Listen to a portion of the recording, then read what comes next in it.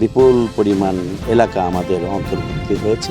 BSF আর আমাদের এই BJP এক জায়গাতে বৈঠক করি আমাদের ভারতে আমাদের এই বাংলাদেশে জমি মেলা ছিল, ওই জমিটা বাহির করলে এরা করি আমরা এখন খুব সন্তুষ্ট।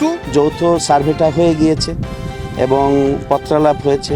তারাও এটি বর্ডার গার্ড অ্যাক্ট 1975 অনুযায়ী এ ধরনের পিলারে শুধুমাত্র আমরা দুই বাহিনীর উপস্থিতিতেই সংগঠিত হয় না, এর সাথে আরও অন্যান্য সংস্থার সম্পৃক্ততাটা প্রয়োজন, যার মধ্যে একটি গুরুত্বপূর্ণ হচ্ছে সার্ভে অফ বাংলাদেশ আমাদের পক্ষ থেকে, আর তাদেরও ইন্ডিয়ান সার্ভে টিম, তো তারা থাকবে। আগেও বলেছি, আবারও ব্যক্ত করতে চাই, আমাদের সীমান্তের 1 ইঞ্চি জায়গাও আমরা কাউকে ছাড় দেইনি এবং আমরা সেখানে আমাদের নিয়ন্ত্রণ এবং আমাদের কার্যক্রম পুরোদমে চালু রেখেছি এবং কন্টিনিউ থাকবে। লোকালি এবং ইন্টারন্যাশনালি সব ক্ষেত্রেই আমরা আমাদের যে রেপুটেশন সেটা আমরা বজায় রেখে সামনে এগিয়ে যাব। আমাদের অনেক জমি ফেরত পেয়েছি ভারতের তরফ থেকে। আর এখন বর্তমান অবস্থায় 5 আগস্টের পর থেকে সীমান্তে একটু উত্তেজনা বিরাজ করছিল, এখন আলহামদুলিল্লাহ ভালোই, এখন কোনো সমস্যা নেই।